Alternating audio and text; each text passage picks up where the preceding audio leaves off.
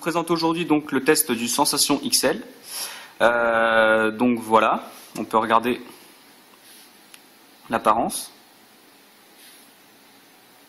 On peut remarquer qu'il est très plat. Je vais vous montrer aussi donc hop le derrière. Voilà, donc on peut remarquer par contre le gros problème c'est qu'il n'y a pas de port micro SD nulle part. Il embarque en gros une dizaine de gigas et une fois plein, faut supprimer ce qu'on a dedans. Voilà, alors double flash à LED, appareil photo 8 mégapixels grand angle, par rapport à d'autres téléphones on a vraiment une grosse différence. Sur l'avant on va pouvoir regarder le capteur de luminosité, on peut retrouver, et l'appareil photo aussi en face avant. Voilà, donc on va l'allumer. Hop.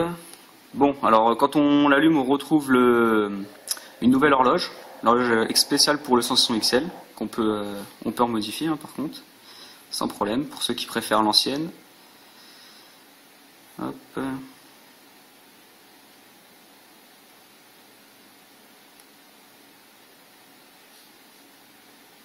Voilà, on retrouve l'ancienne. Et on peut remarquer qu'il est très fluide. Voilà, donc on va aller faire un petit tour du côté des caractéristiques. Non, matériel. Voilà, donc processeur 1,5 GHz, simple cœur seulement. Donc ce qui est un peu dommage, mais malgré ça, le téléphone très fluide. 768 MO de RAM comme le Sensation normal.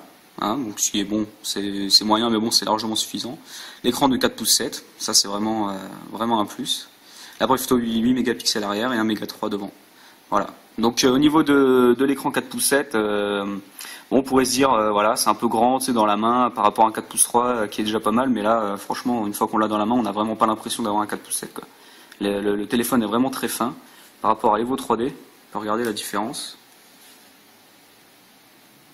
On va peut-être voir un peu, voilà, un peu gros. Il est même légèrement plus fin par rapport aux sensations normales. La dalle est assez rapprochée, vraiment très proche.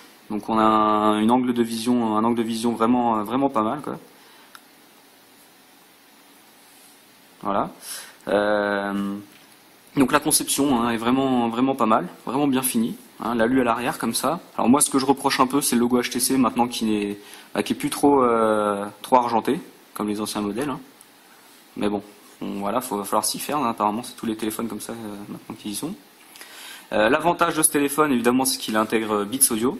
Alors Beats Audio avec les écouteurs, fait par Monster. Voilà, fourni avec une belle pochette. Hop. Et donc quand on va le brancher, on va retrouver dans musique le logo Beats. Alors musique, voilà.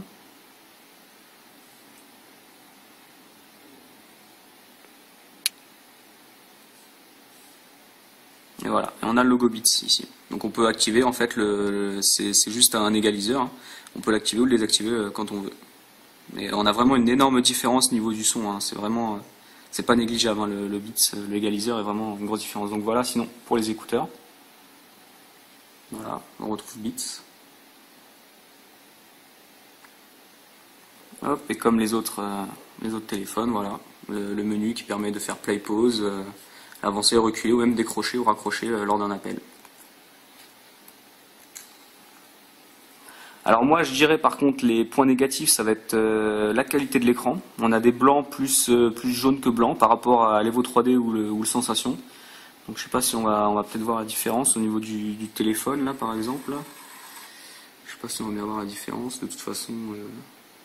Voilà, on va voir un peu.